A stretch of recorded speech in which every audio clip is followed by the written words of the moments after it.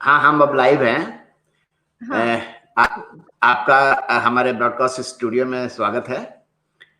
Thank you. दोस्तों, हाँ, दोस्तों मैं आप लोगों को बता दूं कि हमारे साथ आज हैं जानी मानी क्लिनिकल साइकोलॉजिस्ट, जो बच्चों से लेकर के और एम्प्लॉइज को और ऑफिसर्स को और ओल्ड एज लोगों की काउंसलिंग वगैरह करती हैं और तमाम स्कूलों में, तमाम इंस्टीट्यूट्स में, तमाम बिजनेस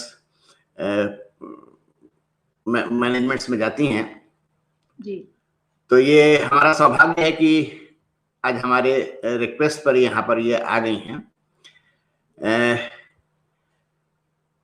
पूनम जी, जैसा कि आप देख ही रही हैं, एक तो ये महामारी जो फैली हुई जो है और दिन पर दिन थोड़ा विकराल रूप भी लेती जा रही है, तो लोगों के अंदर एक बड़ी अजीब किस्म का डर और एक असुरक्षा की भावना इस बीमारी को लेकर के है। राइट। हाँ, और मैंने जो महसूस किया है कि लोगों को ये भी थोड़ा लगता है कि अगर मुझे ये वायरस लग गया तो मुझे समाज जो है वो एक डिफरेंट निगाह से देखेगा और फिर मुझे हॉस्पिटल जाना पड़ेगा, फिर वहां पर आइसोलेशन में रहना पड़ेगा। हाँ। और फिर मैं सबसे अलग हो जाऊंगा, न मेरे पास मोबाइल होगा, ना फैमिली होगी। तो इसको लेकर काफी स्ट्रेस है लोगों के अंदर। मतलब ये एप्रीहेंशन में आप समझ सकते हैं, एप्रीहेंशन हैं लोग इसको लेकर के। Right, right. तो इस पर थोड़ा सा आप कुछ कहना चाहेंगे? जी, मैं इसमें ये एम्फसाइज करना चाहूंगी कि जहां तक डर का सवाल है, ठीक है, ये बात सही है कि एक महामारी फैली हुई है पूरी दुनिया में और एक जटिल स्थिति बनी हुई है। लेकिन जहां तक कि इंडिविजुअल का सवाल है, हमको ये भी रियलाइज करना है कि अभी जो इंडिया में स्थिति है और जो जिस तरह से हमारे सरकार ने इसको संभाला है, अभी इसका स्प्रेड उतना वाइड स्प्रेड, एक कम्युनिटी स्प्रेड उस तरह से नहीं हो रहा है। और अगर हम एहतियात बरतें, जिस तरह से हमें एडवाइस किया जा रहा है कि आप घर में रहें, लॉकडाउन का पालन करें, तो अगर हम लॉकडाउन का पालन कर रहे हैं तो हमें कोई इन्फेक्शन का चांस बनता नहीं है। तो सबसे पहले तो ये है कि बीमारी के बारे में जाने, उसके बारे में जो स्थिति है उसको समझें और एक रियलिस्टिक तरीके से अपनी रक्षा करें, अपनी और अपने परिवार की। और सबसे उसमें महत्वपूर्ण यही चीज है कि इस तरह का जो भी हमें एहतियात बताए जा रहे हैं उनका हम पालन करें।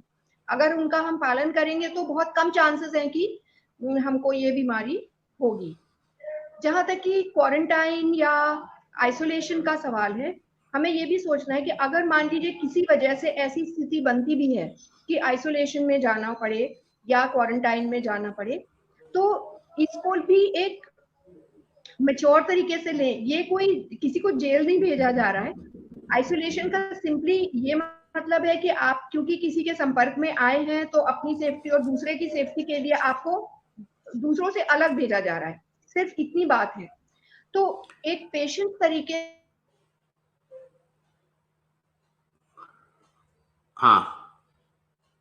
से एक कि भाई अगर जो बाहर से ट्रैवल करके आए थे लोग, उनको क्वारंटाइन किया गया कि एक एहतियात के तौर पर।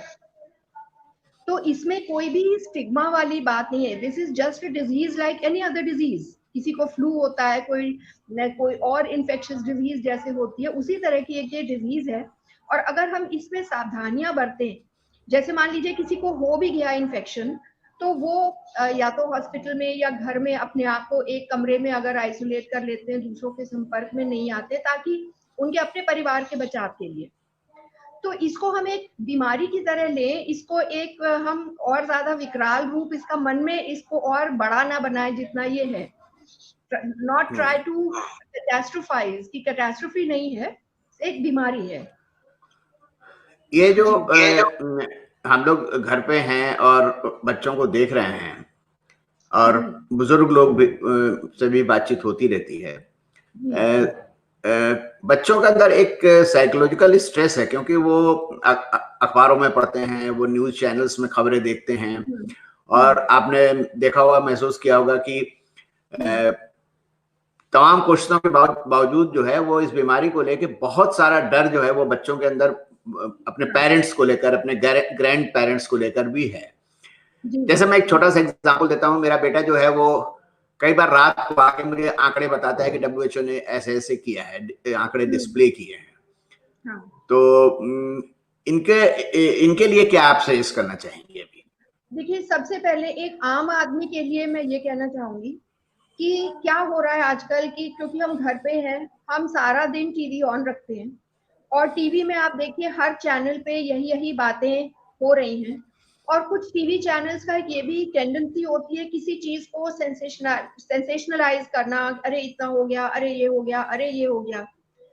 अगेन, हमें इन चीजों से इतना ज्यादा प्रभावित नहीं होना है। मान लीजिए कि इतने हजार अमेरिका में हो गए, इतने हजार यूरोप में हो गए, तो ठीक है, वो आंकड़े हैं। हमारी अपनी रियलिटी क्या है, हमको उसके हिसाब से जाना है। सो आई वुड सजेस्ट कि इतना ज्यादा सारा दिन टीवी पर यही न्यूज चैनल्स ना देखते बैठे।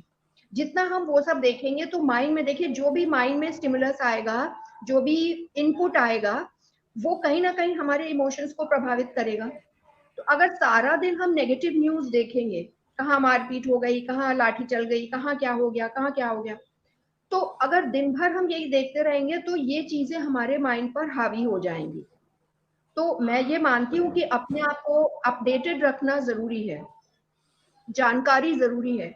वो जानकारी अगर हम दिन में 2 बार भी न्यूज देख लें तो हमें जानकारी सफिशिएंट मिल जाएगी जितना हमें रिक्वायरमेंट है, बाकी सब एक्सेस है। तो आप अपने आप को अपडेटेड रखें कि आसपास की स्थिति क्या है, और बहुत ज्यादा इन चीजों पे हर समय नेगेटिव न्यूज ना देखें। जितना उसको देखेंगे उतना परेशानी मन में और आएगी। जहां तक कि एल्डरली लोगों का सवाल है, again yes, we know that they are a vulnerable group, specially अगर कोमॉर्बिडिटीज उनके हैं, किसी को ब्लड प्रेशर है, किसी को डायबिटीज है, हार्ट डिजीज कुछ भी है, तो उनके यस, उनको सावधानी बरतनी है। तो उसका बहुत आसान तरीका है कि भाई वो घर से बाहर कहीं ना जाए, ना बहुत ज्यादा बाहर वालों से मिले, अपने आप को थोड़ा सा अलग, घर में ही रहें बट सावधानी से रहें।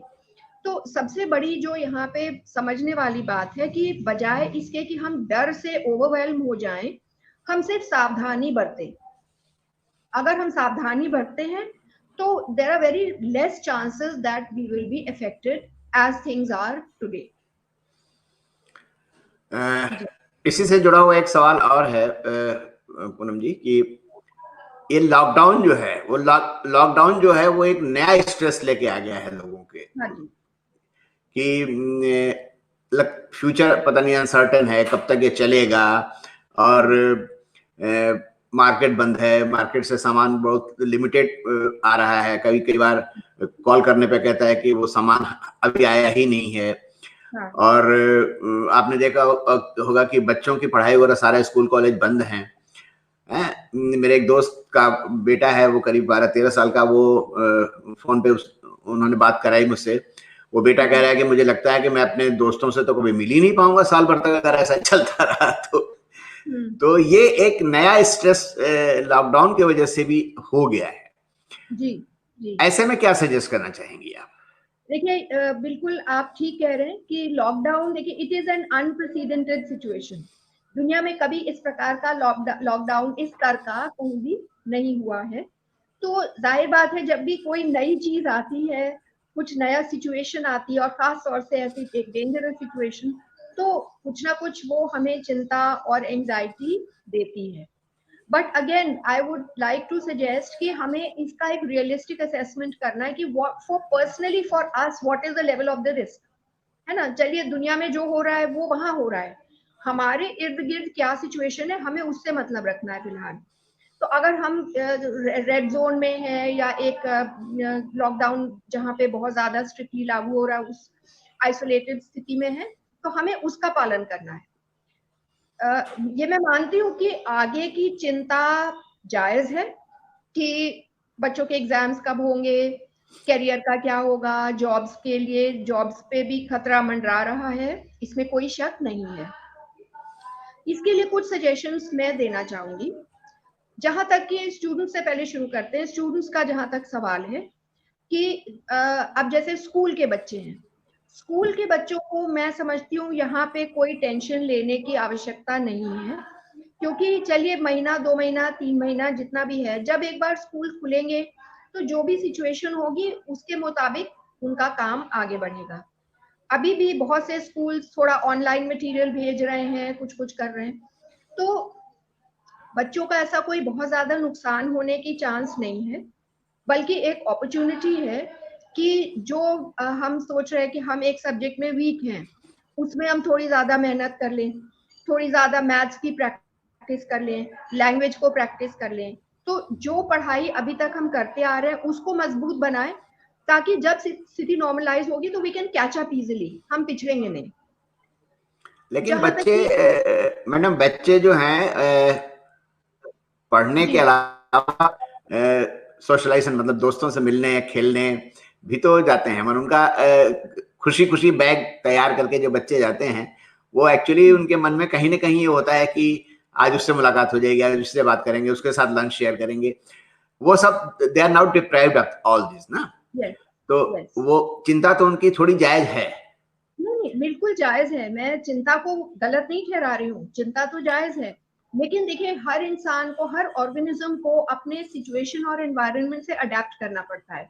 सो no doubt this is a challenging time, but that is the challenge, how well we are able to adept to the changed circumstances.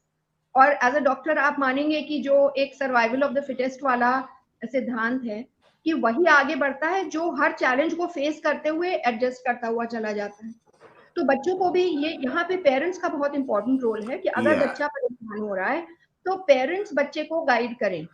लेकिन अगर पेरेंट्स खुद ही चिंता में चले जाएंगे, पेरेंट्स खुद ही नेगेटिव हो जाएंगे, तो बच्चे भी जाहिर बात है पेरेंट्स को देख के नेगेटिव होंगे। तो बच्चों को हमें यही सिखाना है कि चलो महीना 2 महीना 3 महीना तुम दूसरे ऑप्शंस ढूंढो। देखिए एक जो सेट चीज है वो तो हम सभी कर रहे हैं, जिसका हम सबका एक लाइफस्टाइल सेट है, उस पे तो हम चल रहे हैं, लेकिन समय समय पे इस प्रकार की चैलेंजेस आती है where we have to find new ways of adjusting. तो बच्चों को भी ये सीखना पड़ेगा कि लाइफ में हर चीज सर्टन नहीं होती है, बहुत सी एकदम से स्थिति बदल जाती है, हर चीज उल्टा पुल्टा हो जाता है। तो उस स्थिति में हम फिर अपने आप को कैसे रीएडजस्ट करें, कैसे रीअलाइन करें, कैसे रीओरिएंट करें। जैसे उदाहरण के तौर पे, ठीक है हम बाहर जाके फ्रेंड से नहीं मिल सकते, तो हम घर में ही अपना कुछ क्रिएटिव काम करें, कुछ हॉबी डेवलप करें, कुछ अपने आप को एंटरटेन करने के लिए घर के जो मेंबर्स हैं उन्हीं के साथ आपस में मेल जोल से कुछ कार्य करें। तो यही चीज पेरेंट्स को भी एडजस्ट करनी है और यही चीज बच्चों को भी सिखानी है कि भाई बाहर नहीं जा सकते, घर में खेलो, घर में ही कुछ अपना जो अभी तक नहीं कर पा रहे थे, learn something new, do something new. So these are the challenges, and how well we come out of this will depend on how well we accept these challenges, and this goes for adults also। तो adult को भी अपने आप को, जो भाई बाहर जाके काम करने के आदी थे, अब वो 24 घंटे घर में है, वो भी बहुत फ्रस्ट्रेटेड और रेस्टलेस और कभी कभी गुस्सा भी आता है, ये सब चीजें हैं। लेकिन चैलेंज है तो है, जो रियलिटी है उसे तो हमें फेस करना ही होगा, और समझदारी इसी में है कि उसका हम कोई कंस्ट्रक्टिव रास्ता निकालें, बजाय इसके कि हम फ्रस्ट्रेट होके गुस्से में आपस में झगड़ते रहें, लड़ते रहें, गुस्सा बच्चों पे उतारें। Let us spend this time. देखिए नॉर्मल जब था सब कुछ, तो हम क्या कहते थे कि अरे घर में टाइम नहीं मिलता, हमें अपनी पढ़ाई छूट गई, गाना बजाना छूट गया, ये छूट गया, वो छूट गया। तो अभी तो कुदरत ने हमें एक मौका दे दिया कि जो कुछ हमारा छूट गया था वो हम फिर से कर ले revive. So you see, there's a saying in English, every cloud has a silver lining। Cloud यहाँ पे सिंबॉलिक है कुछ भी मुसीबत या कोई डिफिकल्ट सिचुएशन, और सिल्वर लाइनिंग उसमें कुछ ना कुछ एक हिडन गुड, उसके अंदर कोई अच्छाई छुपी होती है। तो ठीक है, एक मुश्किल सिचुएशन है दैट क्लाउड, सिल्वर लाइनिंग उसमें हमें ढूंढनी है कि हम इसमें से क्या अच्छाई निकाल के ला सकते हैं, कि ये हमें टाइम मिल गया घर पे रहने का, क्या हम कोई नया स्किल सीख सकते हैं क्या। और हमें तो ये सबके लिए आज बहुत एक समझिए बून है कि we are connected with the internet. Internet पे इतना कुछ अवेलेबल है, हम कोई या लैंग्वेज सीखना चाहें, हम कोई हैंडीक्राफ्ट सीखना चाहें, हम कोई स्किल सीखना चाहें, यूट्यूब पे हर कुछ अवेलेबल है। और चाहे हम उस पे ना जाएं, हम अपने आप ही कुछ करें, तो हमारे ऊपर है कि हम अपना रास्ता इस मुसीबत से कैसे निकालते हैं और एक दूसरे की मदद करें। अगर ठीक है बच्चे हैं, फिजिकली नहीं जा सकते फ्रेंड्स के पास, लेकिन कनेक्टेड रह सकते हैं through phone, through internet, through chatting. तो ऐसा नहीं है कि हम प्रिजन में बंद हो गए हैं। See the prison is in the mind, it is not a physical prison, it is exactly in the mind. अगर हमने मान लिया कि हम बंदी बन गए तो हम बन गए। और and if you look upon this as an opportunity, as a chance to stay at home, connect with home people, connect with friends, relatives, do something that we've always wanted to do, learn something new, learn a new skill। तो ये हमारे ऊपर है कि हम इससे कैसे deal करते हैं। तो वही चीज आपने कहा कि करियर के बारे में भी बहुत से लोग वरीड हैं, नौकरी के बारे में जिनका बिजनेस है, they are worried about what will be the economic situation.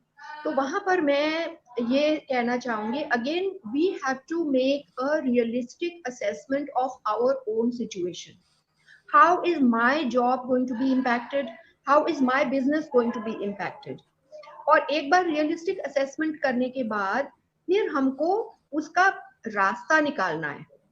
तो देखिए हमें ये चूज करना है, are we going to be problem oriented और are we going to be solution oriented. Problem oriented से मतलब है हम बैठ के हाय हाय करें, हाय ये हो गया, देखो ये हो रहा है, देखो ये हो जाएगा, देखो ये हो जाएगा, सिर्फ हम प्रॉब्लम की बात कर रहे हैं, पर उससे हल नहीं निकलेगा।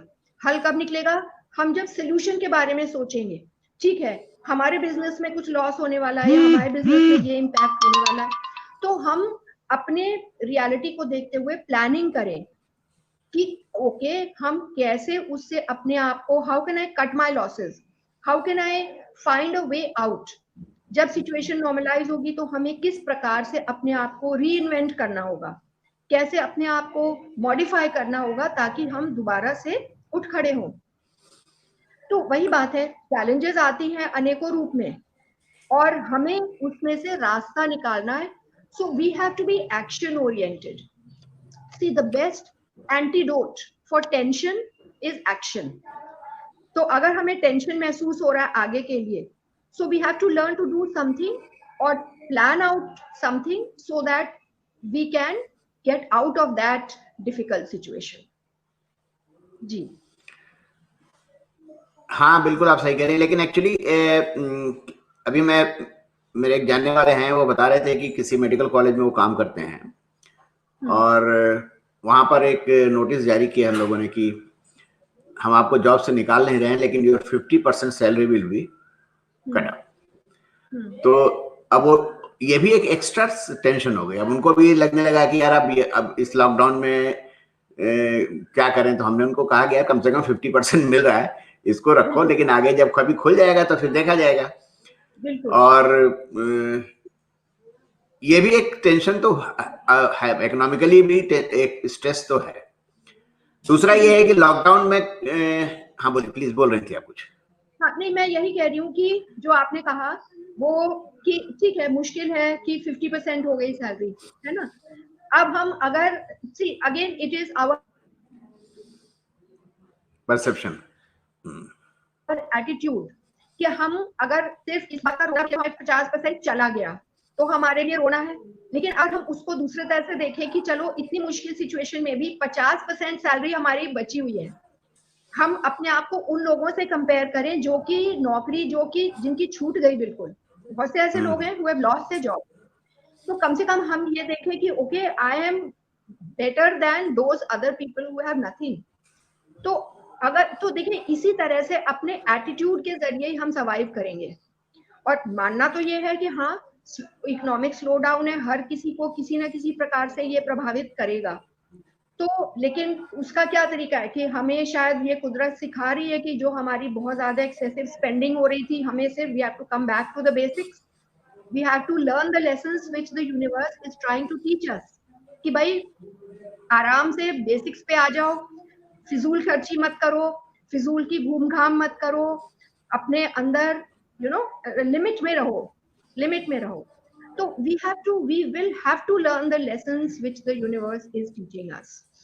That is, अगर हमारा ये लर्निंग एटीट्यूड हुआ तो हम इसमें से निकल जाएंगे, और हमारा नेगेटिव एटीट्यूड हुआ तो फिर मुश्किल आएगी। जी, आप कुछ और कह रहे थे?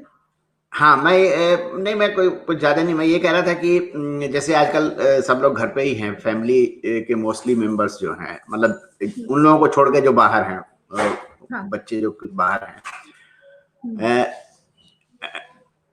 हम मतलब आप ये भी जरा लोगों को बोलिए कि ये भी एक अपॉर्चुनिटी है बॉन्डिंग के लिए, फैमिली बॉन्डिंग के लिए। बिल्कुल।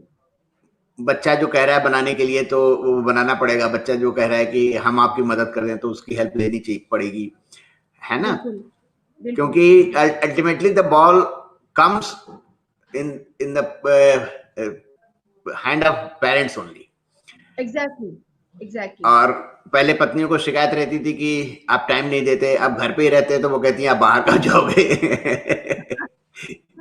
बिल्कुल, तो बिल्कुल। लेडीज के साथ तो थोड़ी प्रॉब्लम इसलिए बढ़ गई कि उन एरियाज में जहां पर वो काम करने वालियां नहीं आ रही हैं, उन्हें सारा कुछ संभालना पड़ता है, तो वो भी थोड़ा आजकल टेंशन में रह रही हैं। अच्छा, एक चीज और, चुकी हाँ जी, हाँ, आप बोलना चाहेंगे इसमें, बोलिए प्लीज। इस पे मेरा सिर्फ यही कहना है कि देखिए, again this is also an opportunity, कि अगर हम सब लोग घर पे हैं और काम वाले हेल्पर्स नहीं आ रहे हैं, और तो हम सारा बर्डन फिर महिला पे ना छोड़ें, the other family members can also contribute. अब घर में सफाई करनी है, कुकिंग करनी है, जो भी घर के काम है, तो जरूरी नहीं है कि only the woman of the house has to do it, everybody can contribute. And I think this is a very good opportunity to train our children for cooking, cleaning. आमतौर पे स्कूल रहता है, कॉलेज रहता है, तो हम बच्चों से काम नहीं करवाते हैं, लेकिन हर इंसान को सारे काम आने चाहिए, क्योंकि you never know when you will need it. So this is a good opportunity कि बच्चे घर पे हैं, जरूरी नहीं है सारा टाइम वो नेट पे रहे या पढ़ते रहे, उन्हें कुछ टाइम किचन में इन्वॉल्व करें, कुछ टाइम सफाई में इन्वॉल्व करें, जो भी घर के काम है उसमें इन्वॉल्व करें। और मैं आपको ये कहूंगी कि अगर हम प्रॉपर एटीट्यूड से, एक फन लविंग एटीट्यूड से ये सब चीजें करें, तो फिर ये काम बोझा नहीं रह जाते। मिलके अगर हम 2 लोग 3 लोग मिलके कुकिंग कर रहे हैं, या 2-3 लोग मिलके अगर घर के मैनेज कर रहे हैं, सफाई कर रहे हैं, तो वो फिर कोई बर्डन नहीं लगता।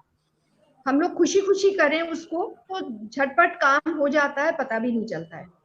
सो again it is how we turn the situation to our advantage.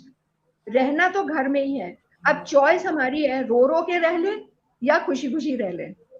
तो ये हर इंसान, बेटर तो खुशी खुशी में रहना चाहिए। बिल्कुल, बिल्कुल। अच्छा, डॉक्टर साहब, ये एक, क्योंकि आप क्लिनिकल साइकोलॉजिस्ट भी हैं, और आजकल जो बातचीत खूब हो रही है इम्यूनिटी बूस्ट करने की, काफी बातें हो रही हैं अपने खान पान में, एक्सरसाइज में। जरा लोग जानना चाहेंगे कि स्ट्रेस इम्यूनिटी को काफी कम कर देता है, इस पर आप थोड़ा सा सजेस्ट करें लोगों को। तो देखिए, स्ट्रेस आपने कहा तो ये इम्यूनिटी कम करता है, which is true. So what we have to understand is that the body and the mind are one entity. I mean, they are an inseparable part of each other. ऐसा नहीं कि body एकदम अलग है और mind अलग है, और हम ये सोचे कि हम सिर्फ बॉडी को खाना खिलाएं और माइंड से हम नेगेटिव हो तो हमारा हेल्थ बनेगी, ऐसा नहीं है। तो अगर if we want to be healthy in the true sense of the word, then we have to be positive mentally and take care of the body in terms of food, nutrition and exercise and rest. तो body का जो हमें nutrition देना है, वो सब तो आपको सब इट्स ऑल ओवर, हर जगह उसके बारे में, भाई हेल्दी खाना खाइए। और यहाँ पे भी मैं कहूंगी कि बहुत ज्यादा इसका भी टेंशन लेने की जरूरत नहीं है। अगर हम जो हमारा टिपिकल इंडियन खाना है, उसको अगर हम खाएं तो वो एक सब टोटल बैलेंस डाइट, जैसे दाल रोटी सब्जी सैलेड चटनी, ये सब चीजें जो हम खाते हैं, जो ट्रेडिशनल हमारी डाइट है, वो अपने आप में it's a built in balance diet. इतना जरूर रखें कि भाई फ्रूट्स आप खाएं, और एडिशनल अगर देना है बच्चों के लिए दूध फल और मेवे, ये चीज एक एडिशनल है ऐसा जो कि आपकी इम्यूनिटी को बूस्ट करेगा। सो अगर बैलेंस डाइट खा रहे हैं और थोड़े बहुत जैसे आजकल बताया जा रहा है कि तुलसी लीजिए और हल्दी लीजिए, ये सब जो स्पाइसेस हैं गिलोय लीजिए, तो ठीक है वो सब आप करें। बट अलोंग विद दैट, जब तक कि हम मेंटली पॉजिटिव नहीं होंगे, तब तक हमारा कहीं ना कहीं इम्यून सिस्टम कॉम्प्रोमाइज्ड होगा। if we are always thinking negative, if we are always talking about कि क्या भयानक चीज हो जाएगी, तो हम अगर मेंटली खुश नहीं हैं तो फिर कहीं ना कहीं हम अपने आप को वल्नरेबल बना रहे हैं। तो जैसा मैंने कहा, it is very important to maintain a positive state of mind. तो हर सिचुएशन को प्रॉब्लम के रूप में देखने के बजाय हम उसको, as I said earlier, let us become solution oriented and let us see what is the best way of handling this situation, or what is the best that I can do to deal with it. और अगर हमारा ये attitude होगा तो हमें कोई भी situation दबा नहीं पाएगी। उसी सिचुएशन कितनी भी मुश्किल हो, हम उसमें से कोई ना कोई रास्ता हमेशा निकाल सकते हैं। We have to find the good point, the opportunity which is hidden within the challenge. और अगर आप देखें, अगर न्यूट्रल होके देखें, तो घर में ही तो रहना है, तो घर में रहना इतना हम नेगेटिव क्यों ले रहे हैं? आप ये सोचिए, हम अपने घर में हैं, हम अपने परिवार के साथ हैं, हम खाना पीना खा रहे हैं, हम स्वस्थ हैं, फिर प्रॉब्लम काहे की है? जितनी प्रॉब्लम है वो हम चिंता जो है अपने ऊपर ओढ़ रहे हैं। हाँ ठीक है, फ्यूचर के बारे में भी अगर किसी को सोचना है तो वो भी हम सोचें, और वो भी अगर हम कंस्ट्रक्टिव तरीके से सोचेंगे तो उसके भी रास्ते निकलेंगे। ऐसा नहीं है कि सारे रास्ते बंद हो गए, because we have to also understand that once things get back to normal, फिर तो वही सब जो नॉर्मल चीजें होती थी वो रिवाइव होंगी ही होंगी। So it is only a matter of time. जिन लोगों को ज्यादा चिंता हो रही है उनसे मैं सिर्फ ये कहूंगी कि इसको ऐसा मान के चले कि इट्स अ टेम्पररी फेज, ऐसा नहीं है कि दुनिया एंड हो जाएगी। चाहे ये सिचुएशन 6 महीना चले, कोई कह रहा साल भर चलेगा, कोई कह रहा 2 साल चलेगा, okay, but at it will and sooner और लेटर। आप देखिए और पीछे भी चैलेंजेस आए थे, फर्स्ट वर्ल्ड वॉर 4 साल चली थी, सेकेंड वर्ल्ड वॉर 6 साल चली थी, तो तब भी लोग सरवाइव किए ना। तो ऐसा नहीं है कि the world will not come to an end, it is just that एक टेम्पररी सेटबैक है, उसको हमें समझदारी से उस सेटबैक को फेस करना है, डील करना है, और अपने आगे के लिए अपना रास्ता बनाना है। तो आगे की प्लानिंग करना जरूरी है, लेकिन पॉजिटिव फ्रेम ऑफ माइंड में। एक बात यह है कि रेस्ट एंड साउंड स्लीप, जी they also play important role जी, in our immunity and all health concern. Yes yes. आप क्या सजेस्ट करना चाहेंगे कि इंसान को नींद गहरी आ जाए, मतलब नींद प्रॉपर मिल जाए उसे, हाँ उसके लिए कुछ नहीं, प्रिपरेशन समथिंग कुछ लाइक हाँ दैट? आपने बिल्कुल ठीक कहा कि रेस्ट, तो देखिए जो हेल्थ के पिलर्स हैं वो यही है, proper nutrition, proper diet, exercise एक मॉडरेट तरीके से होनी चाहिए, रेस्ट होना चाहिए। Again it comes to a balanced lifestyle. अब सबसे बड़ा जो आजकल प्रॉब्लम क्या हो गई है कि इंटरनेट के फायदे भी बहुत हैं, लेकिन एक जो सबसे बड़ा नुकसान इंटरनेट का हो रहा है कि हम देर रात तक फेसबुक पे या देर रात तक इंटरनेट पे रहते हैं, जिसकी वजह से हमारा जो साइकिल है, जो बायोलॉजिकल जो डेली साइकिल है, वो बहुत बार डिस्टर्ब हो जाता है। और ये बच्चों में भी बहुत ज्यादा हम देखते हैं कि बच्चे देर रात तक वो सब करते हैं, और फिर सुबह बहुत देर से उठना। तो मैं इस बात पे बहुत ज्यादा एम्फसाइज करूंगी कि हमें अपना एक रेगुलर लाइफस्टाइल फॉलो करना है, और self discipline is very important. आजकल क्या हो रहा है कि क्योंकि हमें पता है हमें कहीं जाना नहीं है, कहीं आना नहीं है, तो हम देर तक सो रहे हैं, फिर हम उठे, फिर चाहे नहाया चाहे नहीं नहाया, कपड़े बदले नहीं बदले, ऐसे ही फिर रहे हैं, पजामा पहन के घूम रहे हैं.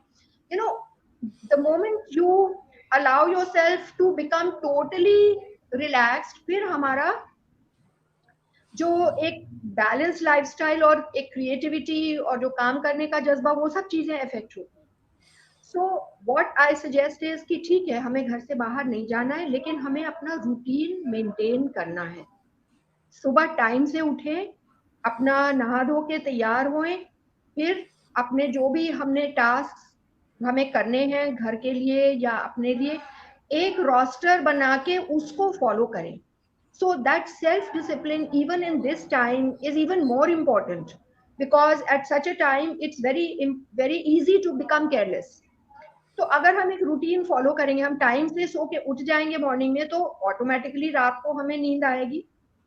प्लस थोड़ा जैसे नींद के लिए ये भी जरूरी है, थोड़ा सा अपने आप को थकाना भी जरूरी है. Some exercise is important. तो जिस भी तरह की एक्सरसाइज जिसको सूट करती है, और कोई एक्सरसाइज नहीं, अगर हम घर में काम कर रहे हैं, अपने पौधों को पानी दे रहे हैं, अपनी डस्टिंग कर रहे हैं, सफाई कर रहे हैं, किचन का काम कर रहे हैं, कपड़े धो रहे हैं, तो वो भी एक काफी नॉर्मल सी एक्सरसाइज हमारे साथ हो रही है. तो हमें एक्स्ट्रा कोई इसमें कुछ करना नहीं है, एक बैलेंस अपना लाइफस्टाइल बनाना है. और for sleep we say sleep hygiene, we have to practice sleep hygiene.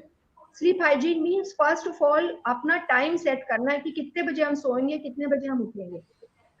अगर स्लीप साइकिल ऑलरेडी डिस्टर्ब्ड है तो उसको पटरी पे लाने में हो सकता है थोड़ा टाइम लगे, लेकिन eventually that is the solution. You have to fix your time of waking up.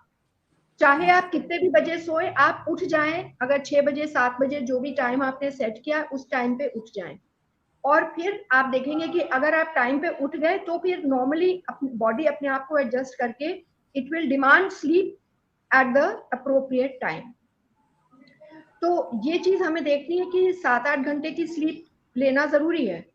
अगर हमें सुबह 6 बजे उठना है तो 10 बजे तक, 10 लेटेस्ट 11 बजे तक हम सो जाएं. तो हम एक सेट टाइम पे सोएंगे तो सेट टाइम पे उठेंगे, तो फिर वो साइकिल पूरा हमारा रीएस्टैब्लिश हो जाता है. प्लस सारे दिन पड़े रहें, टीवी देखते रहें, that is not desirable. Active होना जरूरी है. अगर कुछ एक्सरसाइज कर सके वो भी अच्छा है, बट घर में एक्टिविटी करें उतना भी अच्छा है. नहीं, आपकी ये बात मुझे काफी अच्छी लगी और लोगों तक ये बात पहुंचेगी भी कि नेचर ने इस बीमारी के बहाने हमें रीथिंक करने का और चीजों को बड़े अच्छे तरीके से ऑर्गेनाइज करने का एक मौका दिया है. मतलब जिसको आप बोल रही हैं, आपने बताया भी कि हमें इसमें एक अपॉर्चुनिटी भी देखना चाहिए. क्योंकि पेंडेमिक है, ठीक है, वो बीमारियां हैं, वो उससे फाइट करेंगे, लेकिन फाइट हम तभी करेंगे जब हम मेंटली साउंड होंगे, जब फिजिकली साउंड होंगे, हमारा इम्यूनिटी सही होगा, हमारा एटीट्यूड बढ़िया होगा. और बड़ी बड़ी बीमारियों से लोग निकल आते हैं जब अगर वो पॉजिटिव एटीट्यूड में रहते हैं. तो हाँ, हाँ.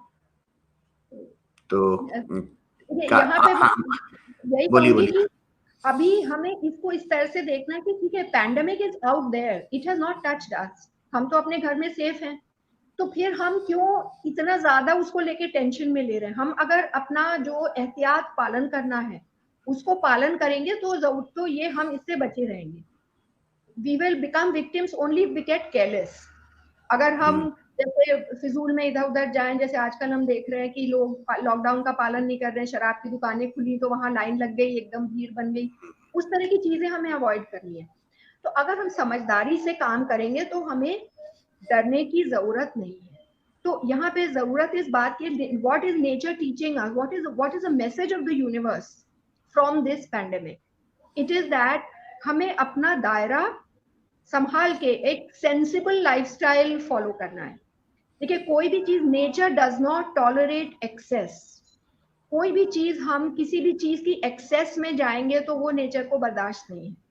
तो शायद हमने as mankind as a whole हमने बहुत सारी एक्सेसेस की, उसका हम ये खामियाजा भुगत रहे हैं.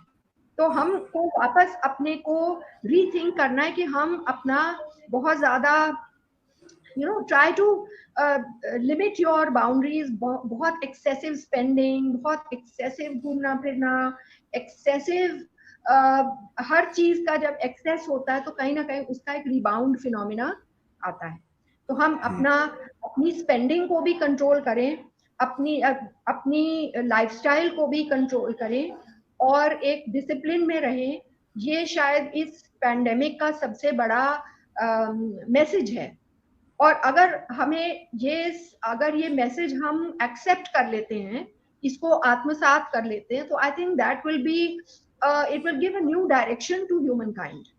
So maybe that is the message which is hidden here, and all we need to do is to understand that message. देखिए, कुदरत से आकाशवाणी नहीं होती, वो शायद सतयुग में होती होगी, आज की तारीख में आकाशवाणी नहीं होती, पर यही आकाशवाणी है कि भाई जो तुम कर रहे थे वो ठीक नहीं था, सुधर जाओ। पोल्यूशन कम हो गया, आसमान क्लियर दिखाई पड़ने लगा, जो स्टार्स हम लोग बचपन में देखते थे वो स्टार्स अब दिखाई पड़ने लगे। और मुझे याद है गोरखपुर में जब मैं छोटा था तो हमारे ग्रैंडफादर दिखाते थे कि वो देखो नेपाल का पहाड़ दिखाई पड़ रहा है, तो वहां से वो दिखाई पड़ता था। अब मैंने आज भी पढ़ा कहीं कि चंडीगढ़ से शायद शिमला की पहाड़ियां दिखाई पड़ रही हैं। जी। तो है तो पॉजिटिव मैसेज, इसमें कोई दो राय नहीं है, बट वही है कि अपने को अगर हम साइकोलॉजिकली और मतलब साइकोलॉजिकली स्ट्रांग कर लें तो everything will be fine. I think आपके सारी बातचीत का मतलब मैं यही निकाल पा रहा हूँ। जी, बहुत बहुत धन्यवाद आपका, आपने अपने बिजी समय में से मुझे इतना समय दिया।